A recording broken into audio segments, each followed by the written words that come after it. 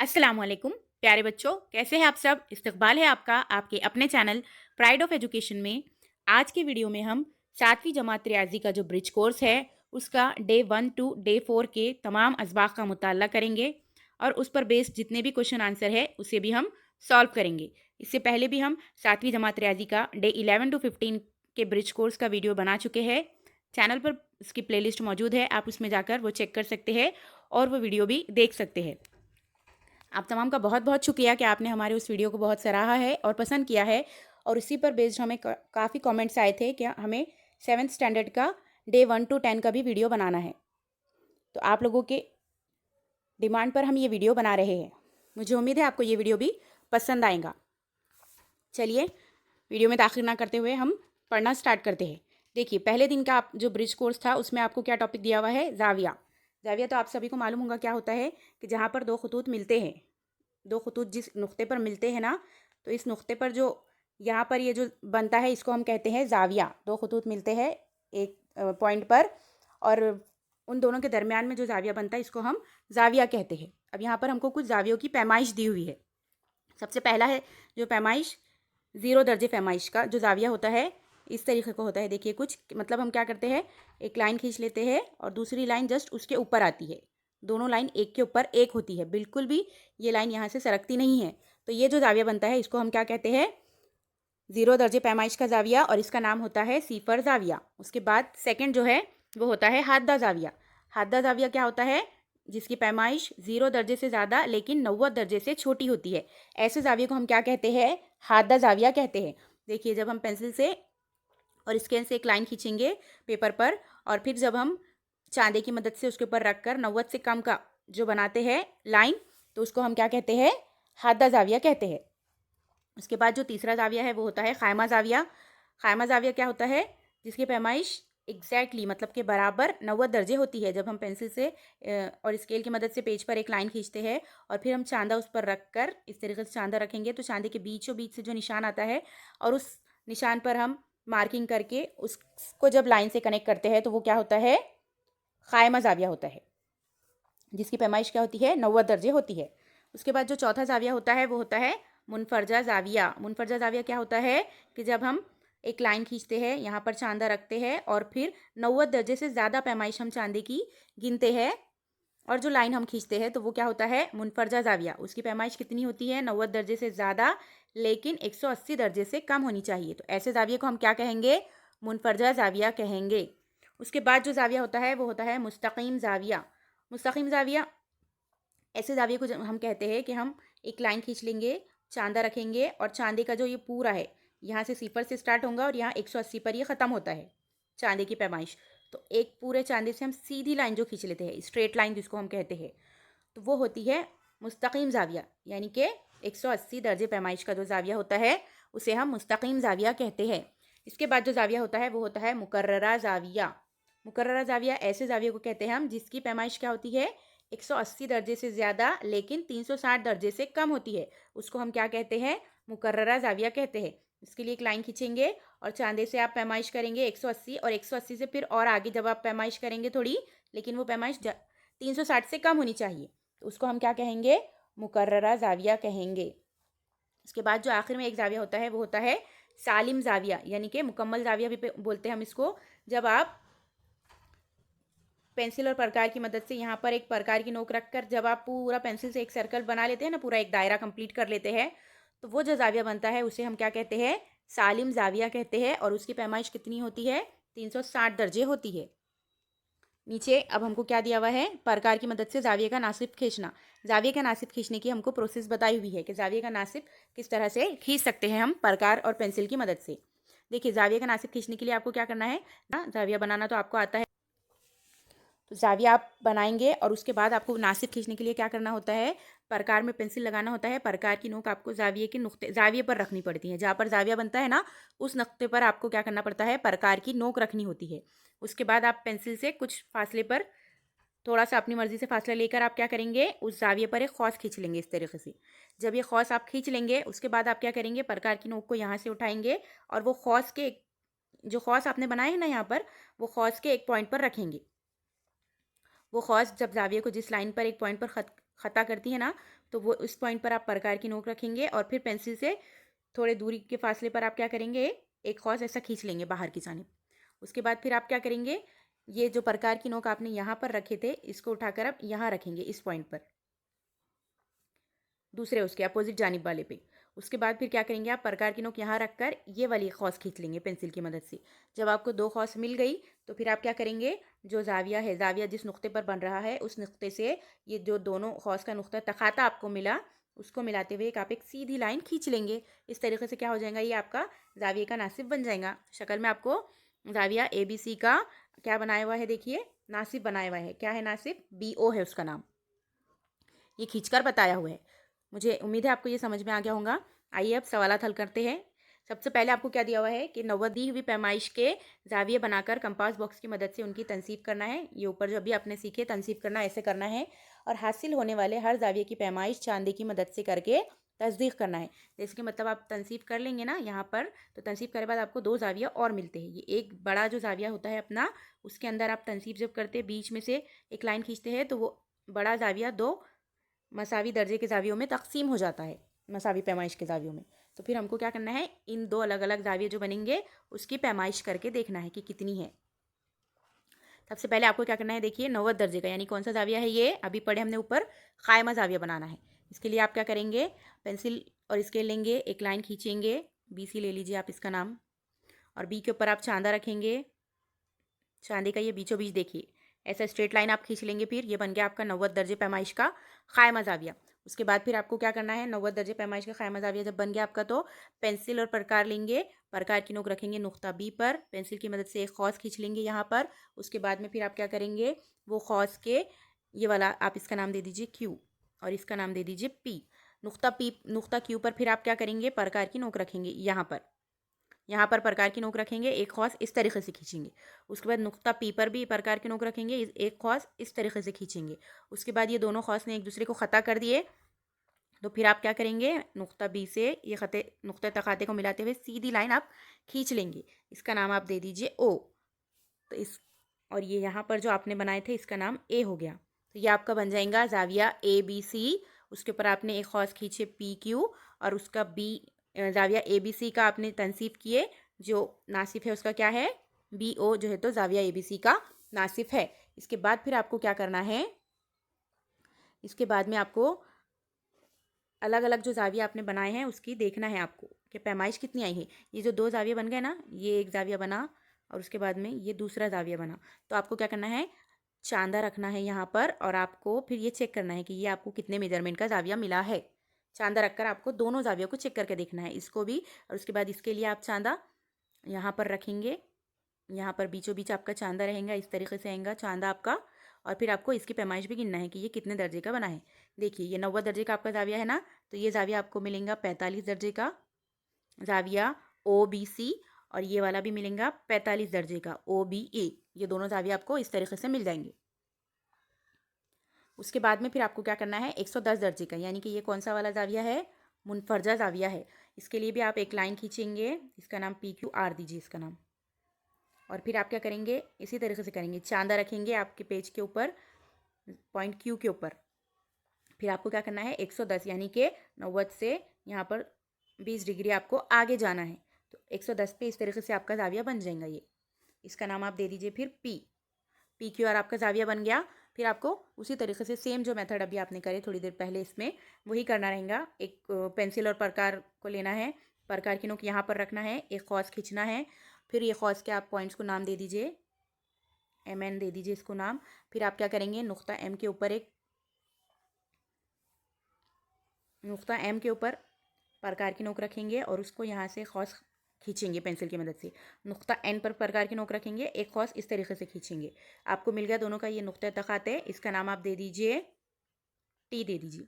तो फिर आप क्या करेंगे, ये Q से नुक्ता तखाते T को गुजारते हुए एक लाइन खींच लेंगे, तो ये बन जाएगा आपका QT नासिफ बन जाएगा। किसका, ज़ाविया PQR का नासिफ आपको इस तरीके से मिल जाएगा। फिर आपको क्या करना है, आपका ये ज़ाविया बन गया, इसका उमूदी नासिफ भी आपने खींच लिए। उसके बाद आपको आखिर में क्या करना है, प्रकार की चांदे की मदद से चांदा लेना है, आपको चांदा रखना है यहाँ पर Q के ऊपर। ऐसा आप चांदा रखेंगे Q के ऊपर और फिर आपको इसकी पैमाइश करके तस्दीक करके देखना है कि आपने उमूदी नासिब खींचे है कि नहीं, क्योंकि जो उमूदी नासिब होता है उसका काम क्या होता है, वो किसी भी जाविये को 2 बराबर हिस्सों में तकसीम कर देता है। अब वो अगर ये 110 दर्जे वाले जाविये को 2 बराबर हिस्सों में तकसीम करेंगे, मतलब आपका ये जो जाविया रहेगा TQR, तो इसकी पैमाइश आपको मिलेंगी 55 दर्जे, और ये जो जाविया रहेगा TQP या PQT, तो इसकी पैमाइश भी आपको मिलेंगी 55 दर्जे की। इस तरीके से आपको इसकी तस्दीक करके देखना है। नेक्स्ट जो है, आपको जाविया की पैमाइश दी हुई है 60 दर्जे की, यानी कि ये वाला कौन सा है, हादा जाविया है ये वाला।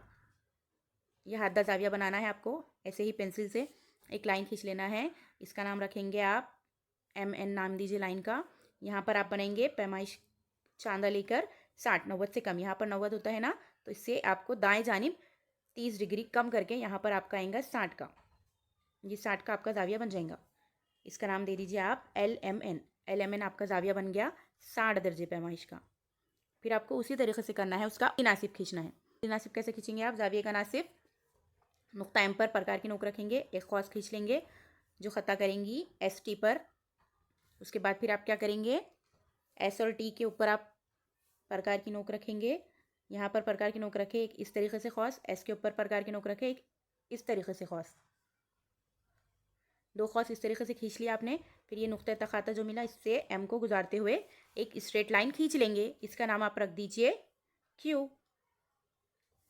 फिर आपको क्या करना है, चांदा लेना है, चांदे को इस जाविये पर रखना है M के ऊपर, और आपको चेक करना है, ये आपने 60 दर्जे का बनाए थे, मतलब आपको इसकी पैमाइश 30 दर्जे की मिलेंगी। किसकी, QMN की। जाविया QMN की पैमाइश कितनी मिलेंगी आपको, 30 दर्जे मिलनी चाहिए।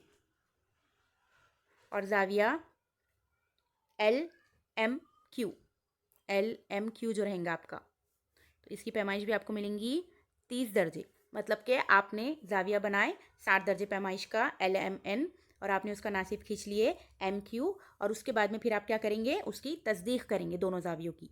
तो आपको जो 2 जाविये मिल रहे हैं, ये वाला QMN एक जाविया है, और दूसरा जाविया ये है QML, तो इन दोनों की पैमाइश कितनी रहेंगी, 30-30 दर्जे रहेंगी। इस तरीके से मतलब आपका नासिब करेक्टली बना है वो।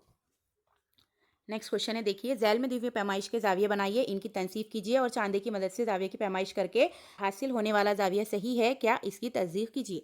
इसमें भी आपको वही करना है। देखिए 120 दर्जे का जाविया, ये तरीका हम आपको ऊपर बता चुके हैं।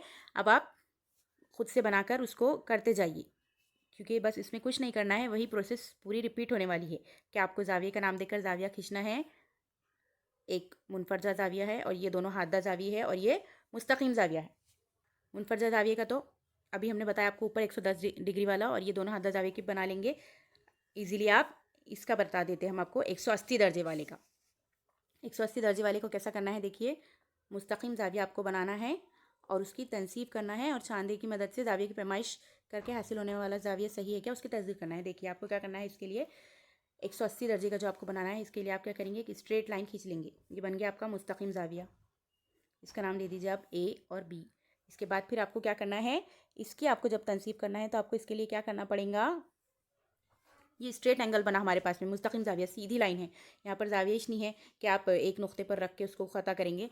तो यहाँ पर आप क्या करेंगे, परकार और पेंसिल लेंगे, उसके बाद में परकार में पेंसिल लगा के परकार की नोक रखेंगे आप यहाँ पर नुक्ता B के ऊपर, और पेंसिल उसमें लगी हुई रहने देंगे, और उसको खींचते हुए लेके जाएंगे आधे से थोड़े ज़्यादा फासले तक। आधे से थोड़े ज़्यादा फासले तक आपने गिन लिए, फिर परकार की नोक को आप यहीं रहने देंगे नुक्ता B के ऊपर। यहाँ पर प्रकार की नोक रहेंगी नुक्ता B के ऊपर आपकी, और पेंसिल से आप एक खौस यहाँ बनाएंगे, एक खौस नीचे बनाएंगे, 2 खौस बनाएंगे। उसके बाद प्रकार की नोक लाके आप रखेंगे नुक्ता A के ऊपर, फिर इस खौस को एक आप ख़ता करेंगे और इस खौस को भी ख़ता करेंगे। आपने कर दिया इस तरीके से। इसके बाद क्या करेंगे, 2 आपको नुक्ते तखाते मिल गए दोनों के। इसके बाद आपको क्या करना है, एक सीधी लाइन इन दोनों के दरमियान में से गुजारने की है। तो देखिए ये बना फिर आपका नासिब, 180 दर्जे पैमाइश वाले जाविये का ये नासिब बन गया। और फिर आपको क्या करना है, चांदे का इस्तेमाल करके चांदा रख के आपको देखना है यहाँ पर बीचों बीच। चांदा आप बीच में जब रखेंगे बीचों बीच, तो आपको पता चल जाएगा कि क्या है ये आपका मुस्तकीम जाविये का। देखिए ये चांदा इस तरीके से होता है ना, तो यहाँ पर आपको ये वाला जाविया मिल जाएगा 90 का बराबर, और ये वाला जाविया भी 90 का। उस तरीके से अगर आप उल्टी जानिब उल्टी सिमत में चांदा रखते हैं, तो ये वाला 90 का मिलेगा और ये वाला भी 90 का मिलेगा। मतलब कि आपने ये जाविया बिल्कुल करेक्ट बनाए हैं। ये वाला जाविया आपका 90 दर्जे का बनेगा, और ये वाला भी 90 दर्जे का। उसी तरीके से ये जो चारों जाविये सिमत में बनेंगे ना, चारों भी इसके 90 दर्जे के बनेंगे। इस तरीके से आपकी तस्दीक हो जाएंगी। और ये उमूदी नासिब का नाम आप दे देना MN। तो ये जाविया आपका जो रहेगा, और ये जो बीच का जो सेंटर पॉइंट है जहाँ पर आप का ये बन रहा है, तखाते जो बन रहा है, उमूद जो बन रहा है, इसका नाम आप O दे दीजिए। तो आपका जाविया जो रहेगा MOB, पैमाइश उसकी रहेंगी 90। इस तरीके से जाविया MOA ये भी रहेगा 90 दर्जे का। इसी तरीके से जाविया AON ये रहेगा 90 दर्जे का। जाविया ANOB ये भी रहेगा 90 दर्जे पैमाइश का। इस तरीके से आपको 4 जाविये मिल जाएंगे। यहीं तो सिर्फ आप एक साइड भी रख कर देखें तो 2 जाविये आपको मिल जाएंगे और आपकी तस्दीक हो जाएंगी कि जाविया आपने बिल्कुल बराबर बनाए हैं। ये वाले जाविये मैं आपको इसलिए नहीं बता रही हूँ कि अपन इस तरीके से ऊपर बना चुके हैं और ये जाविये पूरे सेम ही पैमाइश के हैं, तो आपको समझ में आ गया तो आप इजीली उसको बना सकते हैं। नहीं तो अगर हम इसको भी बनाते बैठेंगे तो वीडियो की लेंथ काफ़ी ज़्यादा लंबी हो जाएंगी। ये वाला देख लीजिए, घड़ी में 4 बजे कितनी पैमाइश का जाविया बनता है, इसी पैमाइश का जाविया बनाइए और प्रकार की मदद से इसका नासिब खींचिए। देखिए जब 4 बजते हैं ना घड़ी में तो कितने ज़र्द पैमाइश का जाविया बनता है ये देख लेंगे अपन। देखिए घड़ी इस तरीके से होती है। यहाँ पर नंबर होता है 12, 1, 2, ये होगा 3, 4, 5, 6,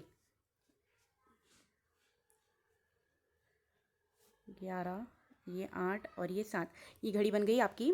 उसके अंदर फिर आपको क्या करना है, 4 बजे का जाविया देखना है कितने दर्जे का बन रहा है। ये देखिए 4 बजे जो मिनट का काटा होता है वो होता है 12 पर, और जो घंटे का काटा होता है आवर एंड जिसको बोलते हैं वो होता है 4 पर। तो देखिए आप अगर हम घड़ी में 3 बजेंगे, अगर 3 बजेंगे तो देखिए किस तरीके से दिख रहा है आपको। आप इसको इमेजिन करके देख सकते हैं कि घड़ी में अगर 3 बजेंगे तो देखिए अगर यहाँ पर चांदा रखा हुआ होता तो ये कितने का होता था, 90 का, है ना। अब ये 90 से अगर हम चांदा इसके ऊपर रखेंगे यहाँ पर ये पॉइंट पर, तो आपको कितने दर्जे का जाविया मिलेगा, वो आपको मिलेगा 120 का। क्योंकि क्या होता है घड़ी के 1 घंटे के दरमियान में आपको 30 डिग्री का एंगल मिलते जाता है। इसी तरीके से ये पूरा जब एक राउंड मारता है 12 के अतराफ में तो वो होता है 12 तिया 36, यानी कि 360 दर्जे हमको टोटल मिलता है। जब पूरे 12 घंटे कंप्लीट होते हैं तो 360 दर्जे मिलता है। इसका मतलब है कि घड़ी के एक एक घंटे के दरमियान में कितना कितना जाविया होता है, 30 दर्जे का जाविया होता है। तो यहाँ पर होगा 30, यहाँ पर उसका 30, ये 30 और ये 30, यानी कि कितना होगा ये 30, 60, 90 और ये होगा 120। इस तरीके से आपको मिलेगा। यानी कि जब घड़ी की सुइयों के दरमियान में कितने का जाविया बनता है, 120 दर्जे का जाविया बनता है जब घड़ी में 4 बजते हैं। तो आपको कुछ नहीं करना है, आपको घड़ी में 4 बजने का जो जाविया खींचना है तो वो आप बनाएंगे 120 दर्जे का जाविया। 120 दर्जे का जाविया आप बना लेंगे। इसका नाम आपकी मर्ज़ी से आप जो चाहे दे दीजिए, PQR दीजिए। और फिर आपको क्या करना है, सेम वही मेथड जो अभी हमने ऊपर यूज़ किए है उसका इस्तेमाल करके आपको इसकी तनसीब करके दिखाना है। यहाँ पर प्रकार की नोक रखनी है, एक आपको खौस खींचना है। उसके बाद में फिर क्या करना है, खौस खींचे बाद खौस के ये वाले नुक्ता जो मिल रहा है आपको ST, तो आपको नुक्ता T के ऊपर प्रकार की रोक रखनी है, इस तरीके से खौस खींचना है। फिर नुक्ता S के ऊपर प्रकार की नोक रखनी है, इस तरीके से खौस खींचना है। नुक्ता तखाते मिल गया आपको, M मिल गया नुक्ता तखाते। फिर आप Q से M को मिलाते हुए एक स्ट्रेट लाइन खींच लेंगे। तो आपने घड़ी के 4 बजे का जो जाविया बनाए वो बना लिया आपने 120 दर्जे का जाविया PQR। आपने उसकी तनसीब भी कर दिए, MQ आपका नासिफ है। और फिर अब आपको क्या करना है, हाँ आपको सिर्फ जाविया बनाकर उसके प्रकार की मदद से तनसीब करने की थी, यहाँ पर तस्दीक करने की ज़रूरत नहीं है। तो आपको सिर्फ इतना काम करना है, आपका सवाल का जवाब मुकम्मल हो जाएगा। मुझे उम्मीद है आपको पहले दिन का ब्रिज कोर्स का सलूशन अच्छे से समझ में आ गया होगा। अब हम दूसरे दिन का स्टार्ट करते हैं। दूसरे दिन के लिए आपको टॉपिक जो दिया हुआ है वो है सही आदात। देखिए सबसे पहले हम समझ लेते हैं कि सही आदात क्या होते हैं। आपको बाजू में एक शक्ल दी हुई है, ये यहाँ पर आपको क्या बताया हुआ है, लिफ्ट के बटन। लिफ्ट में बटन देखे होंगे ना आप लोगों ने, लिफ्ट में कभी आप लोग गए होंगे तो लिफ्ट में इस तरीके से ही बटन होते हैं। ये फ्लोर्स के नंबर्स होते हैं और यहाँ पर उसके बटन्स होते हैं। आपको जिस फ्लोर पर जाना है तो आपको ये बटन को प्रेस करना होता है ना, ऐसे ही होता है। तो आपको क्या बताया है, लिफ्ट में ज़मीनी सतह यानी कि ग्राउंड फ्लोर के लिए कौन सा बटन रहता है, ग्राउंड फ्लोर को 0 रहता है, कहीं कहीं पर G भी लिखा हुआ रहता है। जहाँ पर G नहीं रहता वहाँ पर 0 होता है और 0 का मतलब ही ग्राउंड फ्लोर होता है, यानी कि सबसे नीचे वाला फ्लोर। और ज़मीन की सतह के नीचे की मंजिलों के लिए कौन से बटन के नंबर दिए हुए, देखिए ग्राउंड फ्लोर से नीचे मतलब के अंडरग्राउंड जिसको हम बोलते हैं। तो अंडरग्राउंड के लिए क्या रहेगा, एक -1 अंडरग्राउंड। अब अगर आप पहले फ्लोर पे जा रहे तो -1 रहेगा नंबर, और अंडरग्राउंड दूसरे फ्लोर पे जाएंगे तो -2 नंबर। आपको -2 नंबर का बटन दबाना पड़ेगा लिफ्ट में। इसी तरह ज़मीन की सतह के ऊपर की मंजिलों के लिए कौन से नंबर दिए हुए हैं बटनों को, वो दिए हुए हैं प्लस वाले, मुस्बत वाले नंबर दिए हुए हैं। देखिए आप ऊपर के फ्लोर पर जाते हो तो आप मुस्बत वाले ही नंबर दबाते हैं ना ऊपर जाने के लिए। अगर आपको सेकंड फ्लोर पर जाना है तो 2 नंबर का बटन दबाएंगे, फोर्थ फ्लोर पर जाना है तो 4 नंबर का दबाएंगे। इस तरीके से ही करते हैं ना, तो यही बताया हुआ है। और आपको इस तरह के बटन और कहाँ दिखाई देते हैं, ये आपको खुद सोचकर लिखने हैं कि कहाँ पर आप इस तरीके से और बटन देखते हैं जहाँ पर मुस्बत भी नंबरात होंगे और मनफी भी नंबरात होंगे। अब देखिए सही आदात को हम समझते हैं क्या होते हैं। सही आदात क्या होते हैं, देखिए तमाम मुस्बत आदात, सिफर और मनफी आदात, तीनों चीज़ें हैं। देखिए इसमें तमाम मुस्बत आदात, देखिए मुस्बत आदात जो अभी हमने लिफ्ट के देखिए ऊपर के मंजिलें बताने के लिए आदात जो यूज़ हो रहे थे, मुस्बत 2 1 जो रहता, ये होंगे मुस्बत आदात। इससे आगे और रहते, उसके बाद में सिफर भी इसमें है शामिल, और उसके बाद मनफी आदात, -1 -2 -3 और आगे इसी तरीके से सारे नंबर्स आ जाएंगे। तो जब तमाम मुस्बत आदात, सिफर और तमाम मनफी आदात से मिलकर जो मजमुआ बनता है ये पूरा, ये आगे और चलने वाला है अभी कंटिन्यू। अभी सिर्फ मिसाल के लिए हम आपको इतना बता रहे हैं। तो जो मजमुआ बनता है उसको क्या कहते हैं, सही आदात कहते हैं। सही आदात क्या होता है, मतलब कि तमाम मुस्बत आदात, सिफर और मनफी आदात का मजमुआ सही आदात कहलाता है। इसमें क्या क्या आ जाएंगे, देखिए आपने पिछली जमातों में भी पढ़ चुके होंगे ये चीज़ें। तबई आदत क्या बोलते हैं हम, गिनती के आदत को। गिनती कहाँ से शुरू करते हैं हम, एक से गिनना शुरू करते हैं। कभी भी किसी भी चीज़ को आपको गिनने के लिए कहा जाए तो गिनती हम एक से ही शुरू करते हैं। तो गिनती के जो आदत होते हैं उनको क्या कहते हैं हम, तबई आदत कहते हैं। उसके बाद में क्या है, मुकम्मल आदत। मुकम्मल आदत में क्या होते हैं, सारे तबई आदत होते हैं, बस उसमें ज़ीरो का भी यानी कि सिफर का भी शुमार कर लिया जाता है। तबई आदत में सिफर नहीं आता, क्योंकि गिनना हम सिफर से तो स्टार्ट ही नहीं करते ना, कभी भी गिनना तो हम एक से स्टार्ट करते हैं। तो तबई आदत होते हैं गिनती के आदत, और मुकम्मल आदत होते हैं गिनती के आदत प्लस ज़ीरो, यानी कि इसमें जब ज़ीरो को भी हम शामिल कर लेंगे तो वो होंगे मुकम्मल आदत। और सही आदत क्या होते हैं, गिनती की आदत यानी कि तबई आदत प्लस सिफर, और प्लस इसमें जब हम मनफी आदत भी मिला लेंगे तो वो हो जाएंगे सही आदत। तो ये जो सेट बनेगा पूरा, इसको हम कहेंगे सही आदत का सेट। इसके बाद क्या है, देखिए अददी ख़त पर सिफर के दाएं जानिब के आदत 1 2 3 मुस्बत आदत है, और सिफर के बाएं जानिब के आदत -1 -2 और -3 मनफी आदत दिखाए जाते हैं। देखिए ये अददी ख़त पर आप देख सकते हैं। यहाँ पर देखिए सिफर है, सिफर का दायां जानिब यानी कि क्या बोलते हैं हम इसको, राइट हैंड साइड बोलते हैं। सिफर के राइट हैंड साइड पर आपको क्या मिलेंगे, सारे के सारे मुस्बत आदत यानी कि पॉजिटिव नंबर्स मिलेंगे। और बाएं जानिब यानी कि सिफर के लेफ्ट हैंड साइड पर जब हम देखेंगे अददी ख़त पर तो हमको क्या मिलेंगे, मनफी आदात मिलेंगे, यानी कि निगेटिव नंबर्स रहेंगे। ये इस तरीके से दिखाए जाते हैं। ये इसका तरीका है कि अददी ख़त पर सही आदात को दिखाने का तरीका हम बोल सकते हैं इसको आसान ज़बान में। उसके बाद ये है मुतज़ाद आदात, सिफर से यकसा फासले पर लेकिन मुखालिफ सिमत में होते हैं। देखिए मुतज़ाद आदात मतलब के अपोजिट जो होते हैं एक दूसरे के, यानी कि देखिए -1 और -1 दोनों एक दूसरे के क्या है, अपोजिट है, यानी कि मुतज़ाद आदात है। -2 -2 एक दूसरे के अपोजिट है, इसके साथ तफरीक की अलामत है, इसके साथ जमा की अलामत है। -3 और -3 ये भी एक दूसरे की क्या है, मुतज़ाद है, क्योंकि इन दोनों के साथ अलामतें यकसा है क्या, नहीं, मुख्तलिफ अलामतें हैं, इसीलिए वो एक दूसरे के मुतज़ाद हैं, मुतज़ाद आदात है। यहाँ पर हमको क्या बताया गया है कि मुतज़ाद आदात क्या होते हैं, सिफर से यकसा यानी कि मसावी फासले पर रहते लेकिन मुखालिफ सिमत में होते।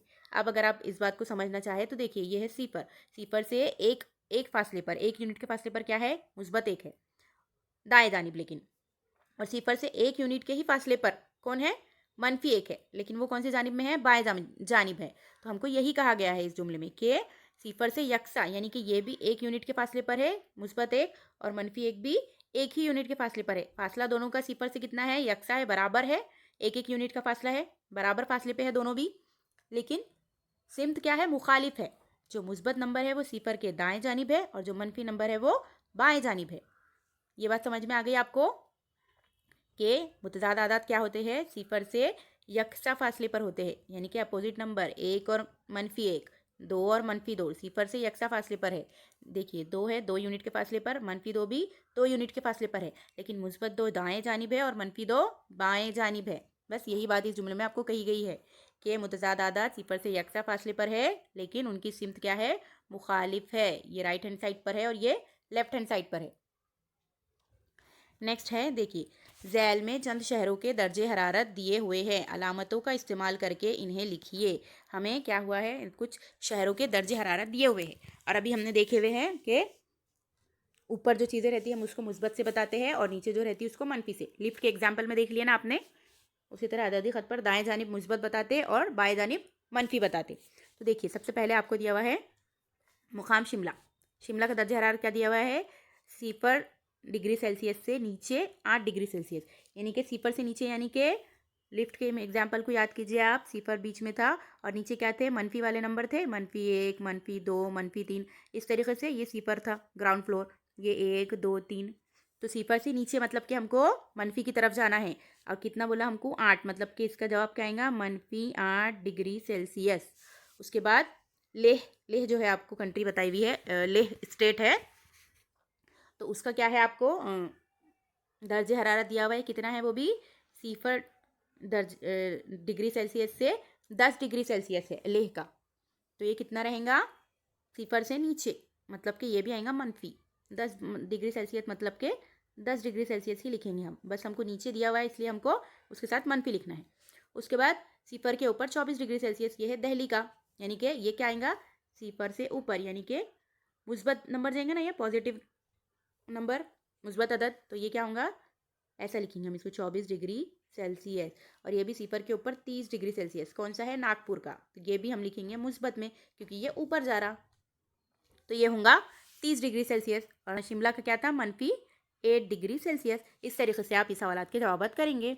उसके बाद आपको जो सवाल दिया हुआ है, इसमें दिया हुआ है आओ मशक़रे में एक अददी ख़त बनाइए और इस पर झैल में दिए गए तमाम आदात दिखाइए। आपको एक अददी ख़त बनाना है और आपको ये तमाम आदात उस पर ड्रॉ करके बताने हैं, तो आपका सल्यूशन हो जाएगा इसका कंप्लीट।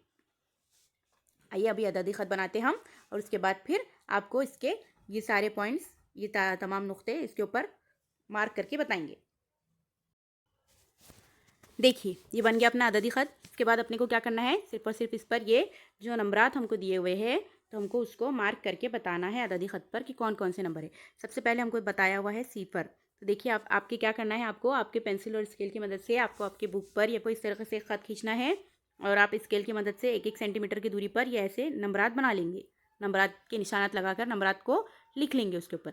और उसके बाद फिर आपको जब मार्किंग करने की रहेंगी तो आप कैसा करेंगे, सबसे पहले 0 है तो आपको क्या करना है, इसकी निशानदही करना है, तो आप इस तरीके से निशानदही करेंगे, ये 0 की निशानदही करें। उसके बाद आप -5, यानी कि हमको क्या करना है, ये -5 एक मनफी अदद है, यानी कि हम 0 से बाएं जानिब, ये 0 का बायां जानिब है और ये 0 का दायां जानिब है, तो बाएं जानिब हमको 5 इकाई फासले पर गिनते हुए जाना रहेगा। तो हमको क्या मिलेगा यहाँ पर, -5 ये नंबर मिल जाएगा। उसके बाद हमको क्या बताया हुआ है, ये है मुस्बत 4।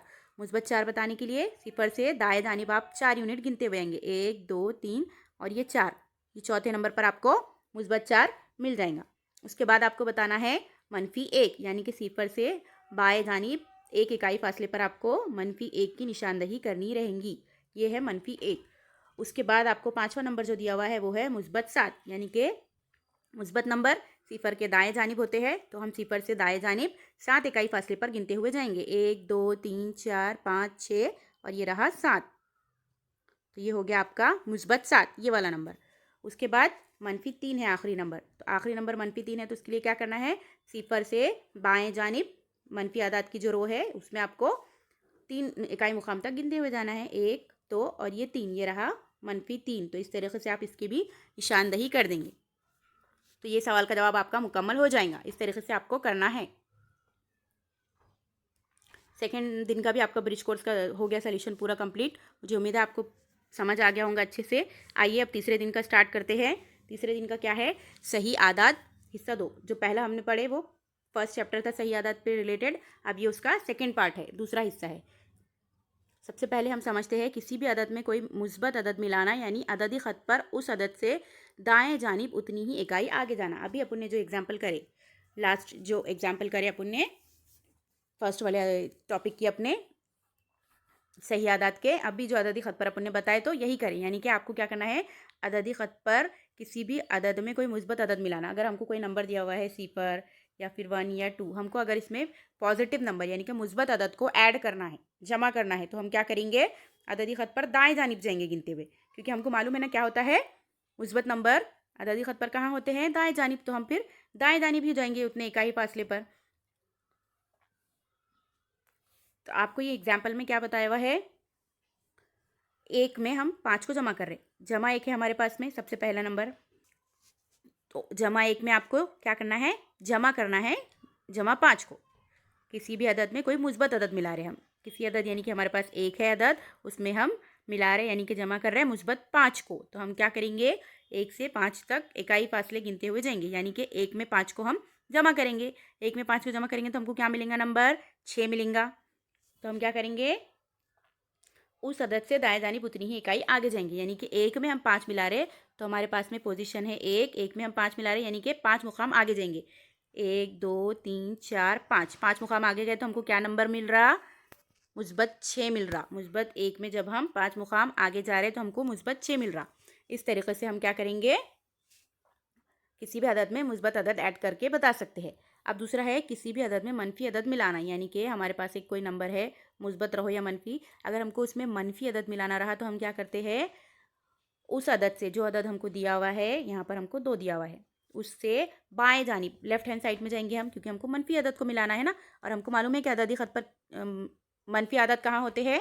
बाएं जानिब होते हैं। इसीलिए हम क्या करेंगे? उस अदद से बाएं जानिब उतनी ही इकाई जाना या उतनी ही इकाई को गिनना है पीछे जाकर, यानी कि तफरीक करना है सिंपली हमको, क्योंकि हम पीछे ही जा रहे हैं ना मनफी नंबर्स की तरफ, यानी कि तो हमें क्या करना है? उसमें से उसको या तो तफरीक करना होता है या उतनी इकाई फासला पीछे जाना होता है पीछे। तो आपको जब एक नंबर दिया हुआ है मुस्बत 2, ये नंबर दिया हुआ है आपको मुस्बत 2, आपको उसमें से मनफी अदद मिलाना या फिर तफरीक करना, दोनों भी एक ही बात होती है। देखिए, हम जमा करेंगे मनफी अदद को यानी कि पीछे जाएंगे, या फिर हम उसमें से तफरीक कर देंगे, 2 में से 4 को तफरीक कर देंगे तो हमको क्या मिलेगा? ये हम अददी ख़त पर बताएंगे। एक नंबर है 2, उसमें से हमको 4 इकाई फासले हमको पीछे जाना है। 1 2 3 4, क्या मिल रहा है हमको? मनफी 2। जब 2 में मुस्बत 2 में से हम 4 इकाई फासले पीछे जाएंगे, यानी कि बाएं जानिब मनफी आदत पे जाएंगे तो हमको मनफी 2 मिलेगा, या फिर हम मुस्बत 2 में से मनफी 4 को तफरीक करेंगे तो भी हमको क्या मिलेगा? मनफी 2 ही मिलेगा। इस तरीके से ये करना है। अददी ख़त पर बाएं जानिब के हर अदद उस अदद के ठीक दाएं जानिब के अदद से एक छोटा होता है। देखिए, ये बात समझिए अच्छे से। देखिए, अददी ख़त पर बाएं जानिब का हर अदद, यानी कि अगर हम यहाँ पर सिफर को कंसिडर कर लिए एग्जाम्पल के तौर पर, उस अदद के ठीक दाएं जानिब के अदद से एक छोटा होता है। सिफर के ठीक दाएं जानिब क्या है? सबसे पहला अदद 1 है। तो जो सिफर है वो क्या है? 1 से 1 छोटा है। 1 में से 1 तफरीक करते तो ही हमको सिफर मिलता है ना। उसी तरह अगर हम 2 को देखें तो 2 बाएं जानिब का अदद है ना। बाएं जानिब का अदद है 2, और उसके ठीक दाएं जानिब हमको क्या मिल रहा? 3 मिल रहा, मुस्बत 3। तो जो ये 3 है, ये 2 से 1 अदद ही बड़ा है, या फिर 2 क्या है? उससे 1 अदद ठीक छोटा है। यही बात है। 2 3 से 1 कम होता है ना, जस्ट 1 2 3 इस तरीके से गिनते ना हम, 2 के बाद 3 का नंबर आता, इसी तरीके से 3 से पहले 2 का नंबर आता। तो यही आपको इस बात में कहा गया है कि अददी ख़त पर बाएं जानिब का अदद, यानी कि लेफ्ट साइड का जो भी देखेंगे आप, अगर ये देख रहे हैं तो ये इससे छोटा रहेगा। अगर आप मनफी 6 देख रहे हैं तो मनफी 5 से छोटा, मनफी 3 देख रहे हैं तो मनफी 2 से छोटा, सिफर देखेंगे तो 1 से छोटा, 3 देखेंगे तो 4 से छोटा, और 5 देखेंगे तो 6 से छोटा। तो यही बात आपको इसमें बताई गई है कि अददी ख़त पर बाएं जानिब का हर अदद उसके ठीक दाएं जानिब के अदद से एक छोटा होता है, यानी कि अददी ख़त पर दाएं जानिब का हर अदद उस अदद के ठीक बाएं जानिब के अदद से एक बड़ा होता है। आपको दोनों बातें बता दी गई है, बड़े के केस में भी और छोटे के केस में भी। यानी कि ये जो है ये इससे एक छोटा है, मुस्बत 1 मुस्बत 2 से एक छोटा है, लेकिन सिफर से तो एक बड़ा है ना, यही बात बताई हुई है। और जो 4 है वो 4 क्या है? अपने दाएं जानिब वाले, यानी कि मुस्बत 5 से एक छोटा है, लेकिन मुस्बत 3 से तो एक बड़ा है। यही बात इसमें बताई हुई है। उसके बाद में आपको दिया हुआ है मुतजाद आदात। मुतजाद आदात सिफर से यकसा फासले पर मुखालिफ सिमतों में होते हैं। मुतजाद आदात यानी कि अपोजिट जो नंबर्स होंगे एक दूसरे के, वो देखिए इसमें आपको ये देख लीजिए, यही एग्जांपल देख लीजिए आप 2 की। मुस्बत 2 और मनफी 2 एक दूसरे के क्या है? मुतजाद आदात है, अपोजिट नंबर्स है। तो सिफर से देखिए मुस्बत 2 कितने इकाई फासले पर है? 1 और ये 1, 2 इकाई फासले पर है। और सिफर से मनफी 2 कितने इकाई फासले पर है? ये 1 और ये 1, ये भी 2 इकाई फासले पर है। मतलब कि जो मुस्बत 2 है और जो मनफी 2 है, ये दोनों नंबर जो है वो सिफर से कितने फासले पर है? 2 इकाई फासले पर ही है ना, दोनों भी। ये भी 2 इकाई फासले पर है और ये भी 2 इकाई फासले पर है। लेकिन क्या है? उनकी सिमत क्या है? मुखालिफ है। एक दाएं जानिब है और एक बाएं जानिब है। ये बात इसमें कही जा रही है क्या कि मुतजाद आदाद सिफर से यकसा फासले पर होते हैं, यानी कि सिफर से दोनों का डिस्टेंस कितना रहेगा, सेम रहेगा, एक ही फासले पर रहेंगे। ये जितने फासले पर तो ये भी इतने फासले पर। उस तरीके से ये 3 जितने फासले पर रहेगा मुस्बत 3 सिफर से, तो मनफी 3 भी उतने ही फासले पर रहेगा। फासला दोनों के दरमियान का सेम रहेगा सिफर से, लेकिन सिमत क्या रहेंगी, मुख्तलिफ रहेंगी। मुस्बत 3 रहेगा दाएं जानिब और मनफी 3 रहेगा बाएं जानिब। उसके बाद में दो मुतजाद आदाद की जमा सिफर होती है, जमा 3 और मनफी 3। अगर हम दो मुतजाद आदाद को जमा करेंगे, मतलब कि हम जमा 3 में जमा करेंगे मनफी 3 को, तो हमको क्या मिलेगा यहाँ पर, जमा 3, ये मनफी मुस्बत हो जाता मनफी और ये हो जाता मनफी 3। तो जमा 3 और मनफी 3 हम कैंसिल करके सिफर बना देते ना इसको। तो यही बात आपको ये कही गई है कि दो मुतजाद आदाद की जमा सिफर होती है। उसके बाद है किसी अदद में से दूसरा अदद तफरीक करना, यानी दूसरे अदद का मुतजाद अदद पहले अदद में मिलाना होता है। यानी कि अगर हमको एक नंबर में से कोई दूसरा नंबर हम सब्सट्रैक्ट कर रहे, यानी कि देखिए ये एग्जांपल आपको दी हुई है कि हमको 6 में से मनफी 3 को तफरीक करना है। 6 में से मुस्बत 6 में से हम तफरीक कर रहे हैं मनफी 3 को। इसका मतलब क्या होता है कि अगर हम मुस्बत 6 में जमा कर लेंगे मुस्बत 3 को, तो दोनों बिल्कुल सेम हो जाएंगे। किसी अदद में से दूसरा अदद तफरीक करना, यानी दूसरे अदद का मुतजाद अदद पहले अदद में मिलाना। क्योंकि देखिए 6 मनफी मनफी 3 क्या होता है, 6 जमा 3 हो जाता है, ये मनफी और मनफी एक ज़रा भूखे जमा बना देते और इसकी वैल्यू हमको क्या मिलती, 6 जमा 3 की वैल्यू 9 मिलती। अब ये अगर हम देखें 6 जमा जमा 3 दो बार जमा है, ये भी ज़रा भूकर एक बार जमा आ देगा, ये भी हो जाएगा 9। तो हमको 9 मिल रहा है क्या दोनों जानिब, सही जवाब मिल रहा है ना, सेम जवाब मिल रहा है ना। तो यही बात बताई हुई है कि किसी अदद में से दूसरा अदद तफरीक करना, यानी कि एक नंबर में से हम कोई एक नंबर को तफरीक कर रहे हैं। इसका मतलब है कि हम क्या करेंगे, पहले अदद में इस अदद का मुतजाद को मिला लेंगे। ये बात यहाँ पर कही हुई है। यहाँ पर तफरीक का अमल जमा में हो जा रहा, मतलब कि पहले हम तफरीक कर रहे थे किसी नंबर को, अब हम मिलाएंगे। और पहले हम एक नंबर को तफरीक कर रहे थे, उसका मुतजाद हम मिला लेंगे, तो उससे हमको दोनों की वैल्यू कीमत जो है वो बिल्कुल भी चेंज नहीं होंगी, सेम मिलेंगी। ये एग्जाम्पल्स आपको दिए हुए हैं सॉल्व करने के लिए। देखिए पहला है जमा कीजिए, इसमें आपको जमा करना है 6 और 4। 6 में जब हम 4 जमा करेंगे तो 10 मिलेगा। मनफी 7 में जब हम सिफर को जमा करेंगे तो क्या मिलेगा हमको, मनफी 7 ही मिलेगा। उसी तरह से मनफी 7 में जमा करेंगे हम मनफी 3 को, तो ये क्या होगा, देखिए मनफी 7, ये जमा मनफी हो जाएगा मनफी, और ये 3 मनफी मनफी, मनफी की अलामत जैसे कि वैसी रहेंगी, और 7 और 3 10 हो जाएगा। ये एक उसूल है रियाजी में कि जब दो आपके पास मुख्तलिफ नंबर होते हैं और यकसा अलामतें होती है, नंबर मुख्तलिफ लेकिन अलामतें यकसा। देखिए ये मुख्तलिफ नंबर हो रहे थे हमारे पास लेकिन अलामत यकसा हो रही थी ना, दोनों के साथ मनफी की अलामत, तो उस वक्त हमेशा जमा का अमल किया जाता है। इसलिए हमने 7 और 3 की जमा करें और अलामत जो रहती है वही वाली अलामत लगा दी जाती है साथ में। और यहाँ पर देखिए दो अदद है, उसके साथ मुख्तलिफ अलामत है, 9 है मुस्बत वाला और ये 2 हो जाएगा मनफी वाला। तो जब दो अदद के दरमियान में, दो मुख्तलिफ अदाद और उसके दरमियान में मुख्तलिफ अलामतें होती है उनके साथ में, तो क्या करते हैं, उस वक्त हमेशा तफरीक का अमल किया जाता है। यानी कि 9 में से 2 को हम तफरीक करेंगे तो हमको मिल जाएगा 7। और तफरीक के अमल के बाद क्या होता है, जो हासिल तफरीक मिलता है उसमें हम बड़े अदद की अलामत लगाते हैं। इसलिए हमने 7 के साथ यहाँ कुछ भी नहीं लगाया, मतलब यहाँ पर क्या है, 7 के साथ में जमा की अलामत है।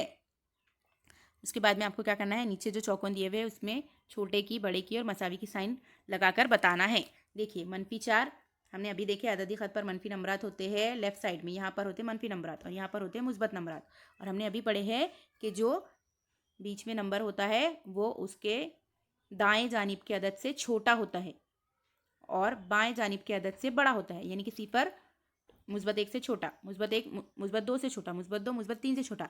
इसके बरखिलाफ सिफर मनफी 1 से बड़ा, मनफी 1 मनफी 2 से बड़ा। इधर इधर इधर जब हम जाते जाएंगे तो यहाँ पर हमको बड़े नंबर आएंगे और हम यहाँ यहाँ आएंगे तो बाएं जानिब हमको छोटे नंबरात की तरफ हम आते, दाएं जानिब जाते तो बड़े नंबरात की तरफ में जाते। तो यही उसका इस्तेमाल करके हम इसका जवाब देंगे कि देखिए मनफी 4 से जब हम 7 की तरफ आएंगे तो हम आगे इस तरफ आएंगे ना, मनफी 4 से मनफी 3 मनफी 2 मनफी 1 सिफर, फिर आगे आगे जाते हुए 7 पे आएंगे। यानी कि हम दाएं जानिब आ रहे, मतलब कि बड़े नंबर्स की तरफ आ रहे, इसलिए हमने यहाँ पर बड़े की अलामत लगाई। मनफी 3 से सिफर, देखिए हमने अभी ये सिफर क्या है, मनफी 3 से बड़ा रहेगा। मनफी 7 से मनफी 5, अददी ख़त पर देखिए तो अगर यहाँ पर है मनफी 7, बीच में रहेगा मनफी 6 और उसके बाद रहेगा मनफी 5, तो ये क्या होगा, मनफी 7 से मनफी 5, तो एक और ये 2 मुकाम हम इधर आए आगे दाएं जानिब आए, मतलब के छोटे से बड़े की तरफ आए, इसलिए -7 छोटा है -5 से।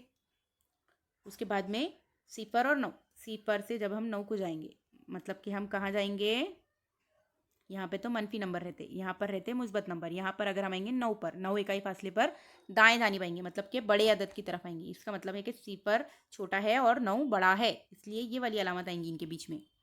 उसके बाद -18 और -18, दोनों भी नंबर सेम है, दोनों के साथ अलामत भी सेम है, मतलब हम कहीं पर भी नहीं जा रहे हैं अददी खत पर, एक ही पोजीशन पर है, मतलब कि दोनों नंबरात क्या है, सेम है, इसलिए मसावी की अलामत आएंगी बीच में। और मुस्बत 9 और -4, मुस्बत 9 होता है इधर, यहाँ पर सिफर है समझो तो, और ये यहाँ पर होगा -4। अब देखिए मुस्बत 9 में और -4 में मुस्बत 9 ही बड़ा रहेंगे ना, क्योंकि -4 से जब हम 9 को आएंगे तो दाएं जानिब, या फिर 9 से -4 को जाएंगे तो बाएं जानिब। तो यहाँ पे से यहाँ जा रहे हैं हम, तो क्या कर रहे हैं, बड़े से छोटे की तरफ जा रहे हैं, और यहाँ से यहाँ जा रहे हैं, मतलब छोटे से बड़े की तरफ जा रहे हैं। सेम बात हो रही वो, इसका मतलब है कि -4 छोटा है और मुस्बत 9 बड़ा है।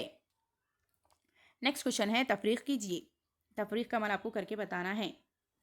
-9 में से आपको मनफी करना है -8 को, तो देखिए ये क्या होगा, -9, ये मनफी मनफी हो जाएगा मुस्बत, और ये हो जाएगा 8, ये हो जाएगा आपका जवाब। दो अलग अलग आदाद है, दो अलग अलग अलामतें हैं, हम क्या करेंगे, तफरीक का अमल करेंगे, 9 में से 8 निकालेंगे 1, और बड़े अदद की अलामत यानी कि मनफी की अलामत यहाँ पर लगेंगी। इस तरीके से आपका इस सवाल का जवाब होगा। ये होगा 7, ये मुस्बत मनफी हो जाएगा -3, दो अलग अलग नंबर, दो अलग अलग अलामत, तो क्या होगा, तफरीक का अमल और बड़े अदद की अलामत। 7 में से 3 गया 4, और बड़े अदद के साथ मुस्बत था तो मुस्बत की अलामत, जो नहीं लगाए भी तो चलता, उसका समझ में आ जाता है कि वहाँ पर मुस्बत की अलामत है। मुस्बत 8, ये मनफी मनफी फिर होगा मुस्बत 2, 8 जमा 2 10, और ये इसके बाद में ये वाला है -4, मनफी मुस्बत -2, दो मुख्तलिफ आदात लेकिन अलामत यकसा है, तो फिर क्या करेंगे, हम जमा का अमल करेंगे, 4 और 2 6, और अलामत मनफी की दोनों के साथ में लगा देंगे। नेक्स्ट क्वेश्चन है, उमूदी सुतून में दिए हुए अदद की उफ़क़ी क़तार के अदद के साथ जमा कीजिए और खाली चौकोन में लिखिए। हमको क्या करना है कि देखिए ये जो नंबर दिए हुए हैं इनकी और इनकी जमा करना है, दिख रहा, ये दोनों आपको दिए हुए हैं, एक क़तार दी हुई है और एक सुतून दिया हुआ है, ये सुतून है, ये क़तार है, और बीच में क्या है, जमा की अलामत, मतलब कि आपको इन दोनों के दरमियान जो आदाद है उनकी जमा करनी है। तो पहले हमको एग्जाम्पल एक करके बताया हुआ है, 7 में जब हम जमा करेंगे -3 को, यानी कि कैसा होगा वो, 7 जमा -3 होगा, हो जाएगा वो 7 -3, यानी कि हमको क्या मिलेगा, इसका जवाब 4 मिलेगा, जो यहाँ पर लिखा हुआ है। इस तरीके से 5 जमा -3 करेंगे तो वो हो जाएगा 5 -3, यानी कि इसका जवाब क्या आएगा, 5 में से 3 निकाले तो 2, ये आया इसका जवाब। इस तरीके से ये वाला -3, उसमें जब हम जमा करेंगे ये वाले -3 को, इस वाले -3 को, तो हमको क्या मिलेगा, -3, ये जमा मनफी मनफी की अलामत, और 3 एज इट इज़, 2 नंबर्स और यकसा अलामत, तो क्या होगा, इसका जवाब हमको जमा का अमल करना है, यानी कि 6 और अलामत सेम, -6 इसका जवाब आएगा। इस तरीके से जब हम 7 में ये 7 को जमा करेंगे तो हो जाएगा 14, 5 में ये 7 को जमा करेंगे तो हो जाएगा 12, और -3 में जमा करेंगे ये 7 को, -3 जमा 7, क्या होगा यहाँ पर, तफरीक का अमल, 7 में से 3 गए 4, बड़े अदद की अलामत यानी कि जमा 4, ये आएगा इसका जवाब। उसके बाद 5 में जमा करना है, वो सबसे पहले 7 में जमा करना है सिफर, ये होगा 7, 5 में जमा करना है सिफर, ये होगा 5, -3 जमा सिफर, ये क्या हो जाएगा, मनफी मुस्बत मनफी का अमल होगा, और 3 में सिफर मिलाएंगे तो 3। उसके बाद में 7 में जमा करना है -2, 7 जमा -2, यानी कि क्या होगा, ये 7 -2 हो जाएगा, 7 में से 2 निकालेंगे तो 5।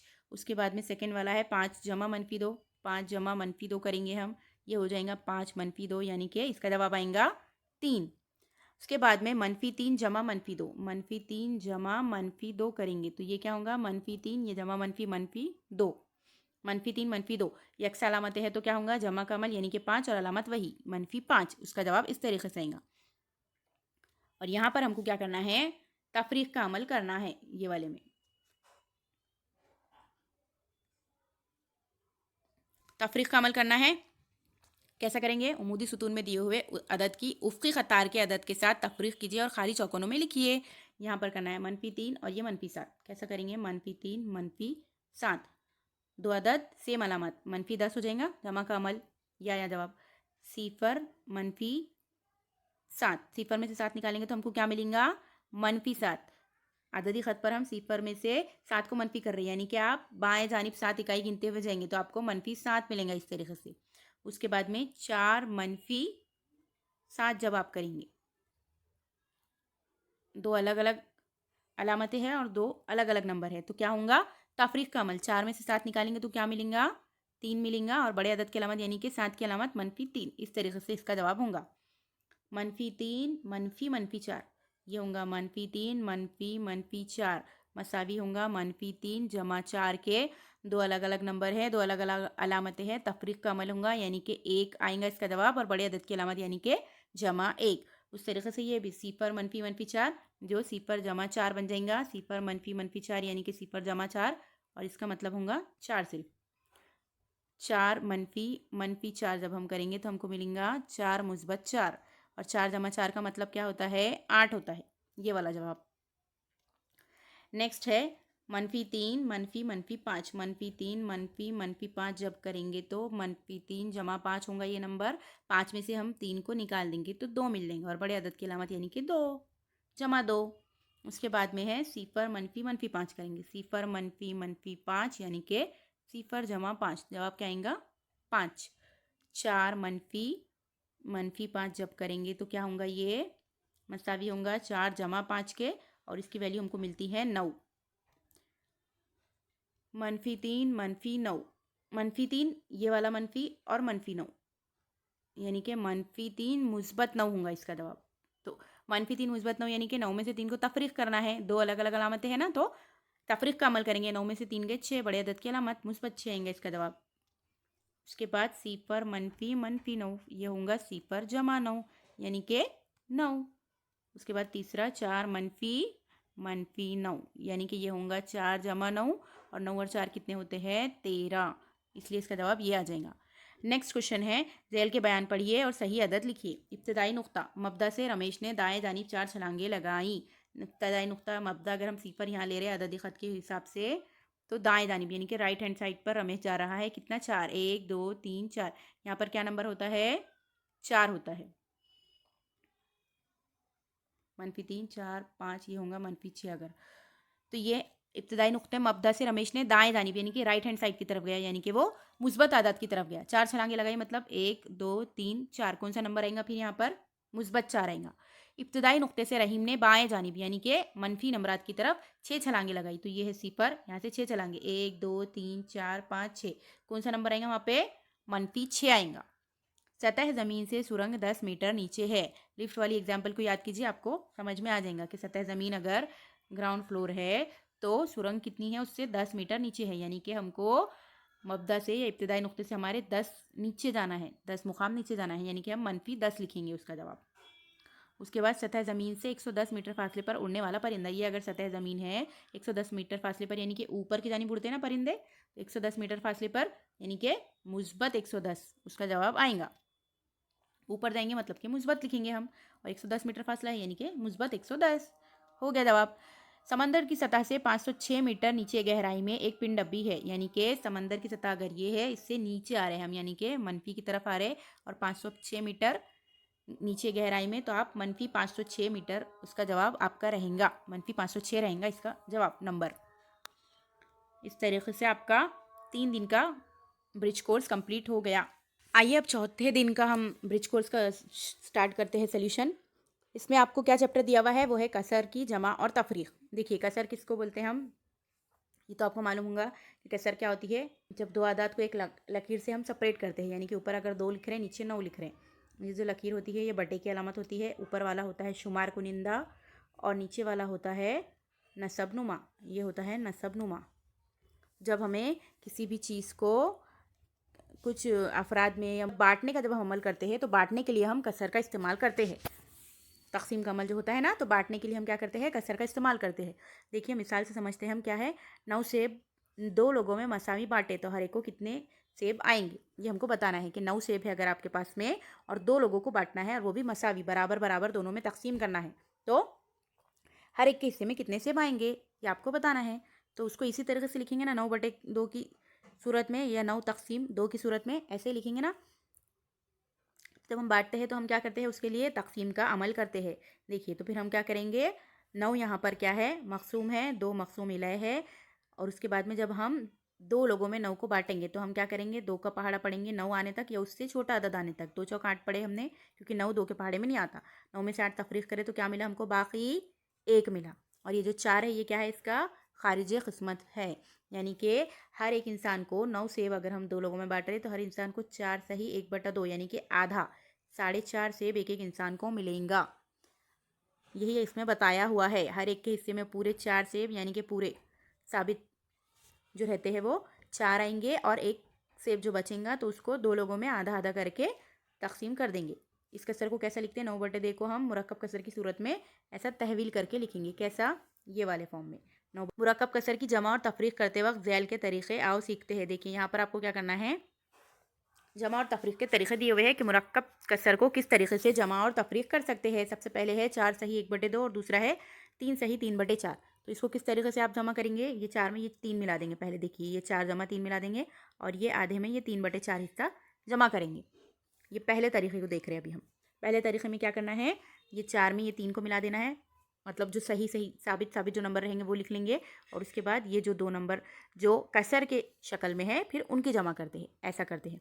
फिर ये 4 और 3 हमने लिख लिए यहाँ पर 7। अब ये क्या है, कसरों की जमा करना है। कसरों की जमा तो आपको मालूम होंगी कैसे करते हैं, हम नसब कसर बनाकर करते हैं। इसका नसब नुमा 4 है तो इसके नसब नुमा को भी 4 करने के लिए क्या करेंगे, ये वाली जो कसर है इसको 2 से ज़रब करेंगे तो हमको नसब नुमा में 4 मिल जाएगा। तो ये 1 ज़रब 2/2 ज़रब 2 जमा ये 3/4 जैसे का वैसा यहाँ पर लिख लेंगे। तो देखिए 7 जैसे का वैसा लिखा हुआ है। 2 एका 2, 2 दूनी 4, ये कसर बनी। इसकी ज़रब करने पर नसब नुमा यकसा करने पर एक कसर बनी 2/4 और ये वाली है 3/4। जब इन दोनों को फिर हम जमा करेंगे तो क्या मिलेगा हमको, ये 7 जैसे का वैसा 3 और 2 5/4। अब ये 7 जमा 5/4 को हम कैसा लिख सकते हैं, 5/4 को फिर से मुरक्कब कसर में तहवील किया गया है। 5/4 यानी कि 4 को 5 में डिवाइड करना है। 4 1 का 4 मनफी करेंगे, यहाँ पर बचेगा 1। तो देखिए इसको किस तरीके से लिखा हुआ है, ये ऐसे लिखते हैं हम, खारिज किस्मत सही बाकी बटे मकसूम इले, ये इस तरीके से बनी कसर। अब ये 7 में 1 जमा कर लेंगे तो क्या होगा 8 और ये 1/4 एज इट इज़। इसको कैसे लिख सकते हैं, 8 जमा 1/4 को 8 सही 1/4 भी बोलते हैं। ये था पहला तरीका। दूसरे तरीके में क्या करना है, 4 सही 1/2 में 3 सही 3/4 को जमा करना है। इस तरीके में देखिए क्या करते हैं, इस तरीके में ये थोड़ा लेंदी मेथड है, लंबा जाता है ये, मतलब अलग अलग जो नंबर है उनको जमा कर लो पहले, उसके बाद में फिर कसरों की जमा करो, फिर उसको अगर जमा नहीं कर सकते तो हम नसब कसर बनाओ, उसके बाद जमा करो और उसके बाद फिर उसको मुरक्कब कसर में तहवील करके आंसर लाओ। तो ये थोड़ा लेंदी यानी कि लंबा मेथड है, लंबा तरीका है जिसमें बहुत सारे स्टेप्स होते हैं और टाइम भी लगता है। ये थोड़ा शॉर्ट वाला मेथड है, जो दूसरा वाला मेथड है ये शॉर्ट है। इसमें क्या करना होता है आपको, सिंपली ये देखिए नसब नुमा को ये जो नंबर होता है इससे ज़रब कर देंगे। देखिए 4 दूनी 8, ऊपर जो है फिर वो शुमार कनिंदा इसमें जमा कर लेंगे इन दोनों के हासिल ज़रब में, और फिर बटे 2 जैसा का वैसा लिख लेते हैं। इसी तरह ये 3 ज़रब 4 होगा, जमा ऊपर का 3 उसमें मिलाएंगे और नीचे बटे का 4 जैसे का वैसा लिख लेंगे। तो ये होगा 4 दूनी 8 जमा 1/2 जमा 4 तिया 12, ये जमा 3 ये वाला बटे 4। फिर ये क्या होगा 8 और 1 9/2 जमा 15/4। फिर अब ये दोनों जमा कर सकते कि हम नहीं, इसको हम नसब बनाएंगे, फिर इसको 2 से ज़रब देना पड़ेगा तो ये भी इसका नसब नुमा भी 4 हो जाएगा। तो 9 ज़रब 2 2 ज़रब 2 क्या होगा, ये 18/4 मिल जाएगा हमको। ये 15/4 ऑलरेडी था, दोनों का नसब नुमा यकसा हो गया, जमा कर लेंगे। 18 और 15 कितने होंगे हमारे पास में, 33 हो जाएंगे। 33/4 को फिर कैसा करेंगे, तकसीम करेंगे, ये ऐसा 4 का 4 4 8 32, ये होगा 4 8 32। 33 में से 32 जब हम तफरीक करेंगे तो क्या मिलेगा हमको, हमारी मुरक्कब कसर 8 सही। देखिए यहाँ पर लिखते कैसा है, ये लिखने का तरीका है, खारिज किस्मत लिखते हैं सही बाकी बटे मकसूम अलय, इस तरीके से लिखने का तरीका है इसको मुरक्कब कसर को। तो देखिए ये खारिज किस्मत आया 8, फिर सही ये बाकी 1, उसके बाद में ये मकसूम अलय 4, इस तरीके से लिखते हैं। तो ये वाला जो मेथड है सेकेंड वाला, ये थोड़ा शॉर्ट है और आसानी से कर सकते हैं, ज़्यादा स्टेप्स भी नहीं होते, ज़्यादा टाइम भी नहीं लगता इसमें। पहला मेथड थोड़ा लॉन्ग मेथड है। अब इनको तफरीक करना है, तफरीक भी वही 2 तरीक़ों से आपको करके बताई हुई है। पहला तरीका है 4 सही 2/3 को तफरीक करेंगे 2 सही 1/5 में से। तो देखिए वही करना है, 4 में से 2 नंबर्स में से नंबर्स हम सब्सट्रैक्ट करेंगे, उसके बाद ये जो फ्रैक्शन है कसर में से कसर को करेंगे। तो 4 में से 2 गया 2, फिर ये 2/3 मनफी 1/5 नहीं होगा, दोनों का नसबनुमा यकसा बनाना पड़ेगा। तो दोनों का नसबनुमा यकसा बनाने के लिए कौन सा नंबर है दोनों के पहाड़े में आता? 15। दोनों का नसबनुमा 15 बना सकते हम, इसलिए 2 को ज़रब करेंगे 5 से, 3 को ज़रब करेंगे 5 से, तो ही हमको यहाँ 15 मिलेंगे ना। और 1 को ज़रब करेंगे 3 से, 5 को ज़रब करेंगे 3 से, तो हमको नीचे दोनों के नसबनुमा सेम मिल जाएंगे, हम नसब कसरे मिल जाएंगी। ये होंगे 2 पंजे 10, 3 पंजे 15, मनफी 3 का 3/5 दिया 15। इस तरीके से हमको 2 जमा 10 मनफी 3/15, 2 जमा 7/15 मिलेंगे। यानी कि ये जो है 2 जमा 7/15 किसके मसावी है? 2 सही 7/15 के। और इसको जब हम ये शॉर्ट वाले मेथड से करेंगे तो कैसे करेंगे? वही करेंगे, नसबनुमा को ऊपर वाले नंबर से ज़रब, जमा उसमें शुमार कुनिंदा करेंगे और बटे ये नसबनुमा का नंबर एज इट इज़ लिख देंगे। ये हो जाएगा 4 तिया 12 और ये 2 14/3 मनफी 5 दूनी 10 जमा 1/5, तो ये क्या मिलेंगे हमको? 10 जमा 1 11/5। अब फिर दोनों का नसबनुमा मुख्तलिफ है, फिर हम नसब कसरे बनाएंगे इनको हम नीचे, फिर दोनों में हम 15 लेकर आएंगे, क्योंकि 15 5 और 3 दोनों के पहाड़े में आता। 3 को 15 लाने के लिए क्या करना पड़ेगा? 5 से ज़रब करना पड़ेगा, तो पूरी कसर को ज़रब करना पड़ेगा ना। सिर्फ हम शुमार कुनिंदा या नसबनुमा को ज़रब कर सकते क्या? किसी भी कसर के नहीं कर सकते। इसके लिए क्या करेंगे? 14 को भी 5 से और 3 को भी 5 से, ये हो जाएगा 14 ज़रब 5 और 3 ज़रब 5, उसमें से तफरीक करेंगे, इसको 3 से ज़रब करना पड़ेगा, तो ऊपर वाले को भी 3 से करेंगे। 11 तिया 33 बटे 5 तिया 15, 14 पंजे होते हैं 70, 11 तिया 33 बटे दोनों का नसबनुमा यकसा 15 मिला हमको। तो 70 में से जब हम 33 को तफरीक करेंगे तो क्या होगा हमारे पास में बचेगा? देखिए ये हुआ 10, 10 में से 3 गया 7 और ये 6 था, 6 में से 3 गया 3, यानी कि 37, 37/15 मिलेगा। फिर इसको हमको मुरक्कब कसर बनाना है, तो 15 को हम 37 को हम 15 से तकसीम कर देंगे, 15 दूनी 30 बचा 7। फिर उसी तरीके से लिख लेंगे हम खारिज किस्मत सही बाकी बटे मकसूम मिले। तो इसका जवाब क्या मिलेगा आपको? 2 सही 7/15। चलिए अब सवालात हल करना शुरू करते हैं। आपको कंसेप्ट समझ में आ गया होगा अच्छे से मुरक्कब कसर का और गैर वाजिब कसर का। अब हम सवालात करते हैं। पहला सवाल है गैर वाजिब कसर में तहवील कीजिए। यहाँ पर आपको मुरक्कब कसरें दी हुई है और आपको उसको गैर वाजिब कसर में तहवील करना है। तो हम क्या करेंगे इसके लिए? वो जो तरीके हमने ऊपर देखे थे उनका इस्तेमाल करेंगे। सबसे पहले क्या करेंगे? 7 को ज़रब करेंगे 5 से और उसमें जमा करेंगे 3 को बटे 5, तो ये क्या होगा? 7 पंजे 35, 35 में 3 मिलाएंगे तो ये होगा 38/5। इस तरीके से ये हमको मिल जाएंगी गैर वाजिब कसर। उसके बाद में है 4 सही 1/5, तो 4 ज़रब 5 करेंगे, उसमें जमा करेंगे 1 को, फिर बटे करेंगे हम 5 जैसा का वैसा लिख देंगे। ये हो जाएगा 4 पंजे 20 में 1 मिलाएंगे हम 21, 21/5। इसका जवाब ये मिलेगा। उसके बाद में जो है तो 4 सही 9/3 ये कसर है, तो हम क्या करेंगे? 4 ज़रब 3 जमा 9 बटे ये हो जाएगा 3, तो इसका जवाब क्या मिलेगा हमको? 4 तिया 12, 12 और 9 21/3 आएगा इसका जवाब हमारे पास में।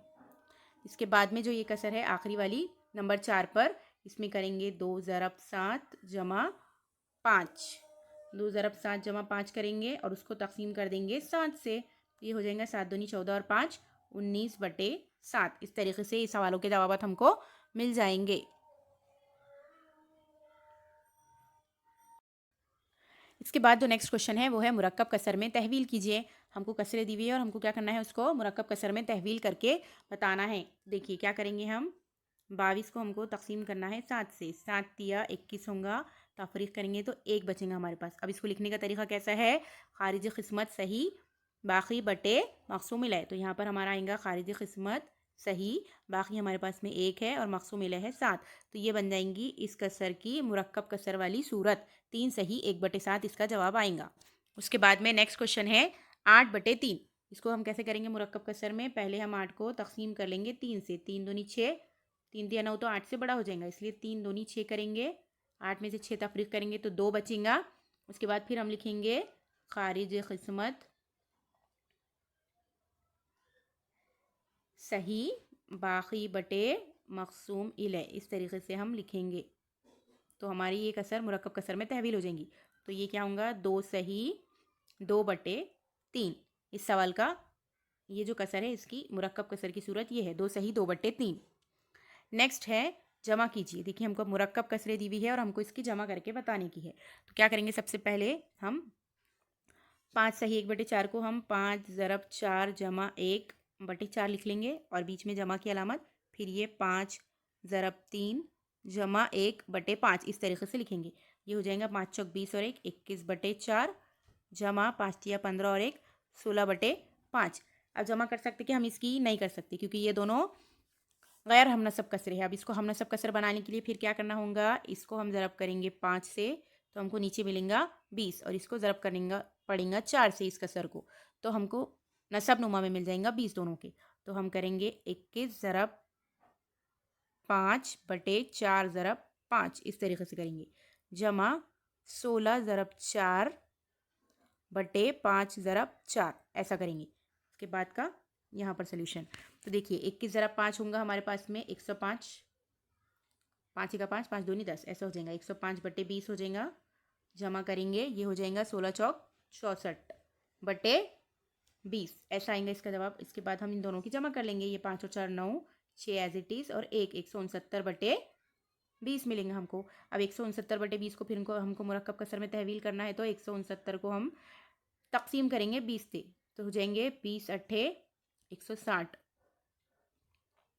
169 में से 160 को तफरीक करेंगे तो क्या बचेंगे हमारे पास में 9 बचेंगे। अब इसको मुरक्कब कसर की सूरत में हम कैसे लिखेंगे, खारिज किस्मत सही बाकी बटे मकसूम है, तो 8 सही 9/20 ये आएगा आपका इस सवाल का जवाब, सवाल नंबर 1 का 8 सही 9/20। उसके बाद में है नेक्स्ट क्वेश्चन, क्वेश्चन नंबर 2 को ये 2 मुरक्कब कसरें दी हुई है और हमको इसको जमा करके बताना है। फिर इसको भी ऐसे ही करेंगे हम 3 ज़रब 2 जमा 1/2। उसके बाद जमा की अलामत ये हो जाएगा 5 ज़रब 4 जमा 3/5। फिर इसको हम कैसे लिख सकते हैं, और 3 दूनी 6 और ये 1 7/2 हो जाएगा, जमा 5 चौक 20 और ये 3 23/5 हो जाएगा। 2 और 5 गैर हमनसब कसरे है। अब इसको हमनसब कसर बनाने के लिए 7 ज़रब 5/2 ज़रब 5 जमा 23 ज़रब 2/5 ज़रब 2 इस तरीके से करेंगे। उसके बाद हमको क्या मिलेगा यहाँ पर 7 पंजे 35/10 जमा 23 दूनी होते हैं 46/10। अब इन दोनों की जमा करेंगे, 6 और 5 11 का 1 हासिल आया 1 1 और 4 5 और ये 3 8 81/10 हमको मिलेगा। फिर जब हम 81 को 10 से डिवाइड कर देंगे तो ये हो जाएगा 10 अट्ठे 80, 81 में से 80 तफरीक करेंगे तो 1 मिलेगा हमको।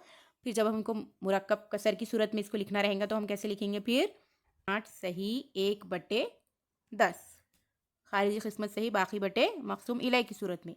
तो हमको इस सवाल नंबर 2 का जवाब क्या मिल रहा है, 8 सही 1/10। इसके बाद हमको मुरक्कब कसरों की तफरीक का अमल करना है। तो देखिए सबसे पहली जो हमारे पास में कसर है 4 सही 1/3 में से तफरीक करना है 1 सही 1/2 को। तो हम कैसा करेंगे, इसको 4 ज़रब 3 जमा 1/3 तफरीक करेंगे हम इसमें से 1 ज़रब 2 जमा 1/2 को। तो क्या मिलेंगे हमको, ये 4 तिया 12 और 1 13/3 मनफी करेंगे 1 दूनी 2 जमा 1 3/2 13/3 तफरीक 3/2 हमको मिला। अब ये दोनों फिर से क्या है, गैर हम नसब कसरे है, तो इसको हम नसब बनाने के लिए क्या करना है, दोनों के नसब नुमा में सेम नंबर लाना पड़ेगा। तो 13 को हम ज़रब करेंगे 2 से और 3 को भी ज़रब करेंगे 2 से, मनफी 3 को ज़रब करेंगे 3 से और 2 को ज़रब करेंगे 3 से, तो हमको इसकी हम नसब कसरे मिल जाएंगी। तो ये होंगे 13 दूनी 26/6 तफरीक होगा उसमें से 9/6, 26 में से 9 तफरीक करने पर हमको मिलता है 17/6, 17/6 हमको मिल जाएगा। उसके बाद हम क्या करेंगे, सिंपली 17 को 6 में तकसीम कर देंगे, 6 से तकसीम कर देंगे, 6 तिया 18 होते तो नहीं ले सकते, 6 दूनी 12 लेंगे, ये बचा हमारे पास 17 में से 12 गए तो 5। फिर अब इसको हम कैसा करेंगे, मुरक्कब कसर की सूरत में लिखना है। तो फिर क्या लिखेंगे हम, सही 5/, मकसूम इला यानी कि 6 इस तरीके से लिखेंगे। 2 सही 5/6 सवाल का जवाब है, सवाल नंबर 1 का। नेक्स्ट क्वेश्चन है 7 सही 1/5 मनफी 3 सही 2/4। इसको हमको क्या करना है, तफरीक करना है ये दोनों कसरों की।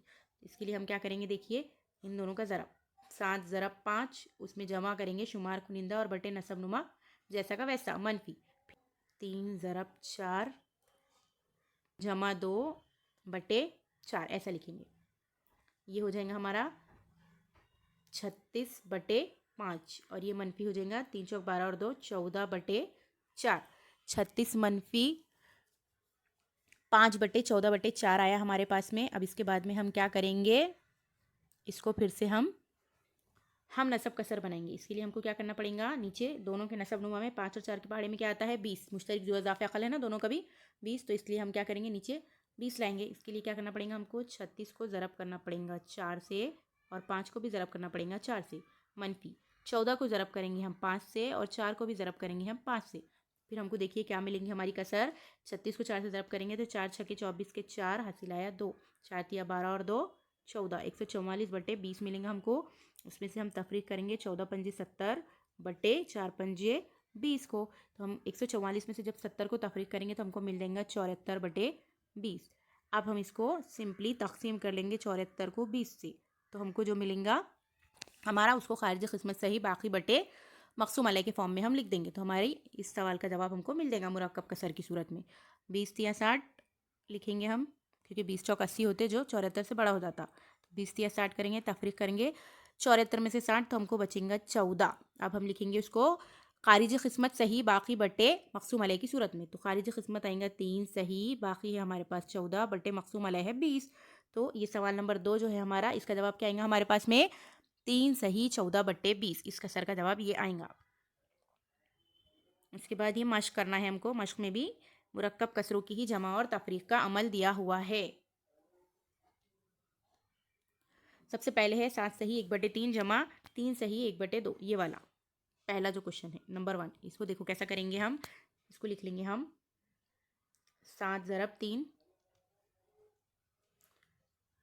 7 ज़रब 3 जमा 1/3, ऐसा लिखेंगे और बीच में जमा की अलामत। फिर ये 3 दूनी 3 ज़रब 2 जमा ऊपर का 1/2। इसके बाद हम इसको कैसा लिख सकते हैं, और 7 तिया ये होगा 21 जमा 1 यानी कि 22/3 मिलेगा।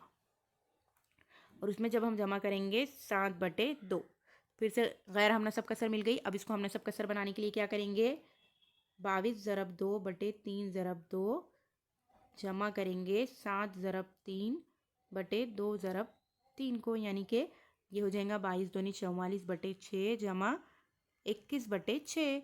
फिर हम क्या करेंगे इसके बाद में 4 और 1 ये होगा 5, 4 और 2 6, 65/6 मिलेगा हमको। 65/6 जब हमको मिल गया तो फिर हम क्या करेंगे, इसको 65 को 6 से तकसीम कर देंगे। ये हो जाएगा 6 दहाई 60 हमारे पास में। 65 में से 60 को जब हम तफरीक करेंगे तो बचेगा हमारे पास में 5।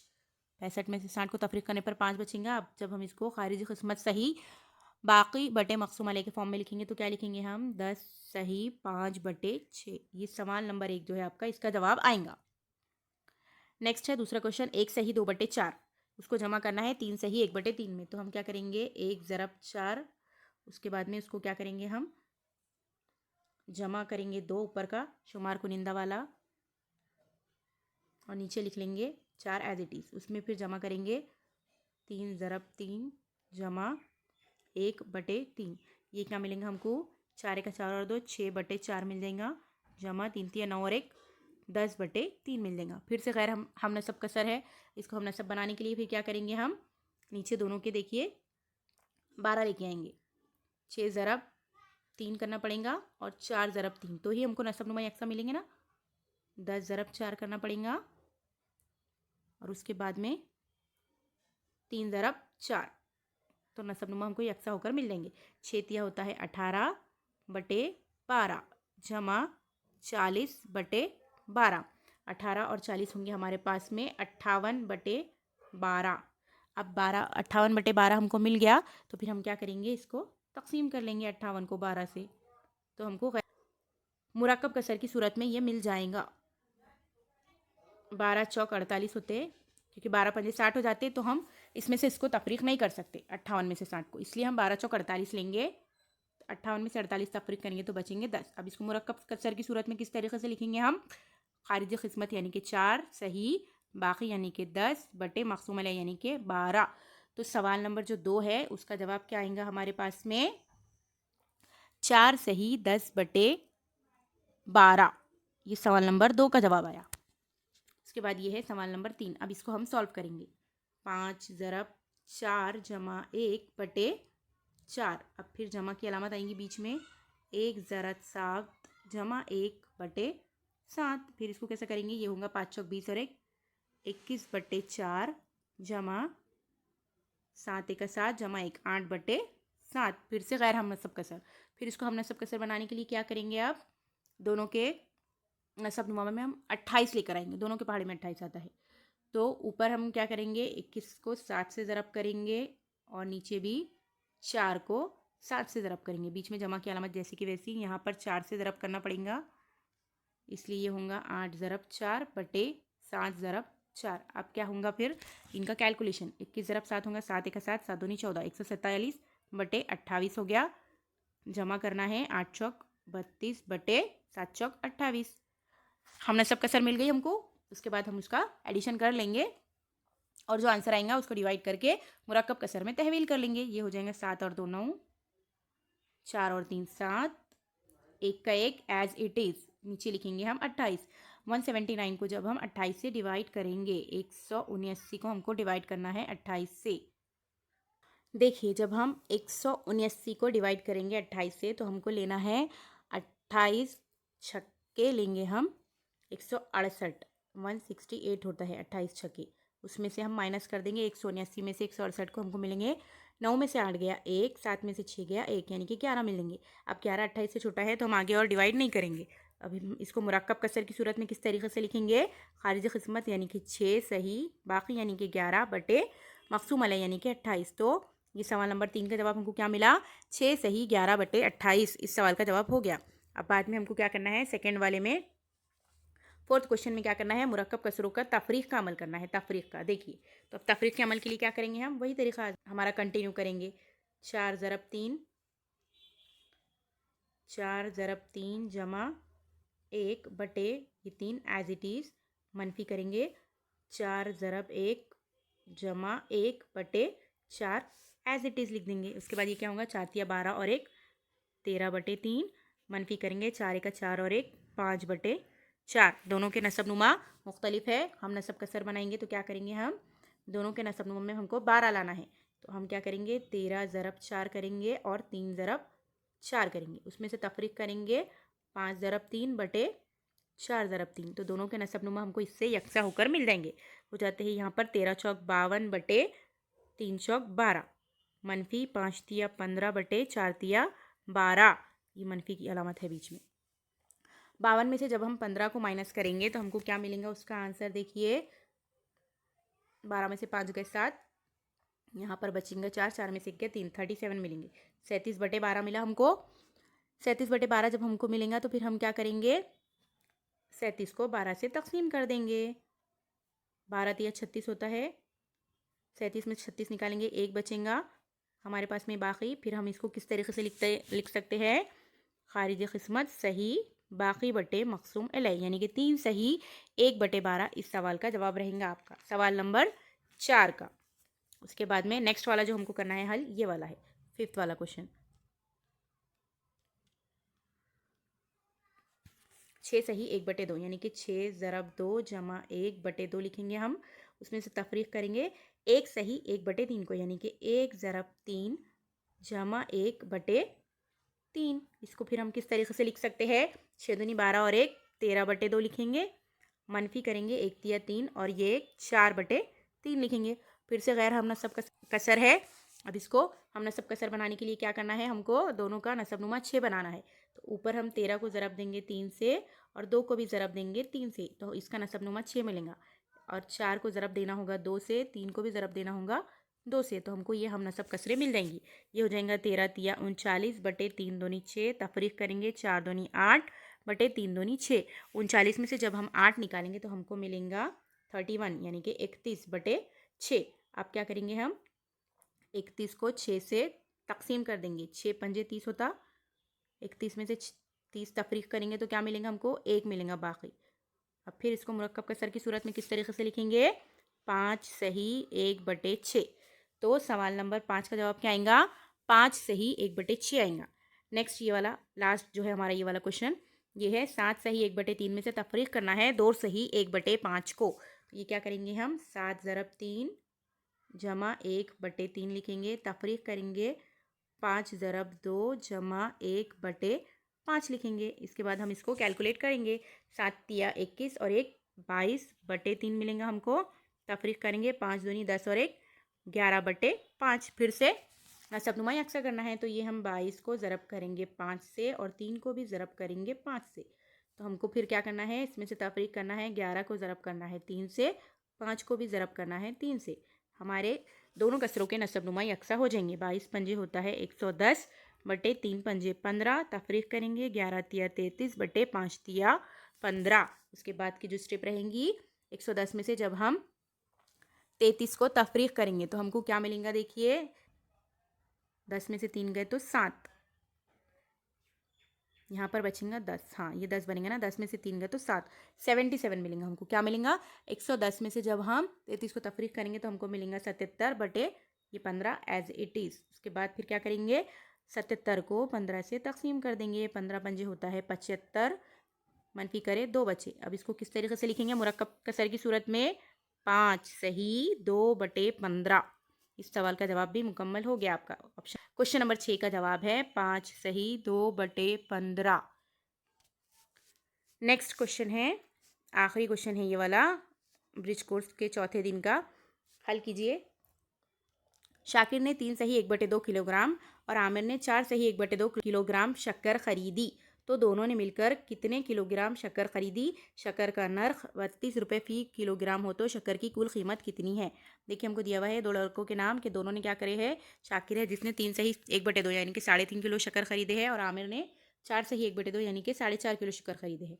और अगर शक्कर 1 किलो का रेट है शक्कर का 32 रुपये, तो हमको बताना है कि दोनों ने कुल जितनी शक्कर खरीदी है तो उसके पैसे कितने होंगे।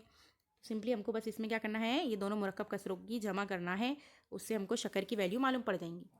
क्या करेंगे हम? सबसे पहले 3 सही 1/2 जमा 4 सही 1/2 करेंगे। हमको क्या करना है? देखिए 3 ज़रब 2 जमा 1/2 करेंगे, उसमें फिर जमा करेंगे 4 ज़रब 2 जमा 1/2 को। तो हमको आगे क्या मिलेगा? देखिए 3 दूनी 6 और 1 7/2 जमा 4 दूनी 8 और 1 9/2, यानी कि ये क्या मिलेंगे हमको? 9 और 7 होते हैं 16/2, यानी कि ये हो जाएगा 8। 16 को जब हम 2 से तकसीम करते हैं 2 अट्ठे 16, यानी कि हमको उसका जवाब क्या मिल रहा है? 8 मिल रहा। दोनों ने मिलकर कितनी शक्कर खरीदी है? 8 किलोग्राम। और अब हमको बताया गया है सवाल में ही कि 1 किलोग्राम शक्कर की जो कीमत है वो कितनी है? 32 रुपये फ़ी किलो है। तो हमको टोटल इन्होंने 8 किलो शक्कर खरीदे हैं, तो उसकी वैल्यू यानी कि उसकी कीमत बतानी है कि कितनी आएंगी। तो दोनों ने खरीदे हैं टोटल 8 किलो शक्कर, और 1 किलो शक्कर की जो कीमत है उससे हम उसको ज़रब कर देंगे। टोटल शक्कर और 1 किलो शक्कर की कीमत दोनों का जब हम ज़रब करेंगे, उसका हासिल ज़रब जो आएगा तो वो हमको 8 किलो शक्कर की कीमत मिल जाएंगी। ये होगा 8 दूनी 16 के 6, हासिल आया 1, 8 तिया 24 और 1 25, यानी कि 256 रुपये इस सवाल का जवाब है। टोटल शक्कर की यानी कि दोनों ने मिलकर जितनी शक्कर खरीदी है उसकी कीमत कितनी है? 256 रुपये है। नेक्स्ट क्वेश्चन है, देखिए अम्मी ने बाजार से 5 सही 1/2 किलोग्राम आलू लाए, इनमें से 1/3 किलोग्राम आलू ख़राब हो गए, इसलिए इन्हें फेंक दिया, तो कितने किलोग्राम अच्छे आलू बाकी रहे? देखिए यहाँ पर भी दोनों मुरक्कब कसरे दी हुई है, और हमको क्या है?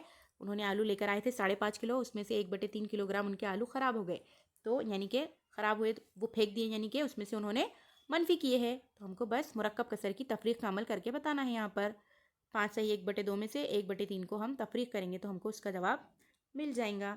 अम्मी ने लाए थे 5 सही 1/2 किलोग्राम आलू, उसमें से 1/3 किलोग्राम ख़राब हो गए थे, तो क्या करेंगे हम इसको? देखिए 5 ज़रब 2 जमा 1/2 हो जाएगा ये, उसमें से तफरीक करना है हमको 1/3 को। फिर ये क्या होगा? 5 दूनी 10 और 1 11/2, उसमें से तफरीक करेंगे 1/3 को। अब इसको हम नसब कसर बनाएंगे तो 11 ज़रब 3 बटे 2 ज़रब 3 मनफी 1/3, उसको ज़रब करना पड़ेगा 2 से। हम नसब कसर क्या मिलेंगे हमको?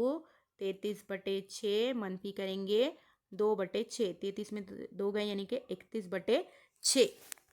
ये अच्छे आलू उनके पास बचे हुए, लेकिन ये क्या है हमारे पास में गैर वाजिब कसर है, हमको इसको मुरक्कब कसर में तहवील करना है। इसलिए हम क्या करेंगे, 31 को 6 से तकसीम कर देंगे तो हमको मुरक्कब कसर मिल जाएंगी। 6 पंजे 30, 31 में से 30 को तफरीक करेंगे तो बचेगा हमारे पास में 1।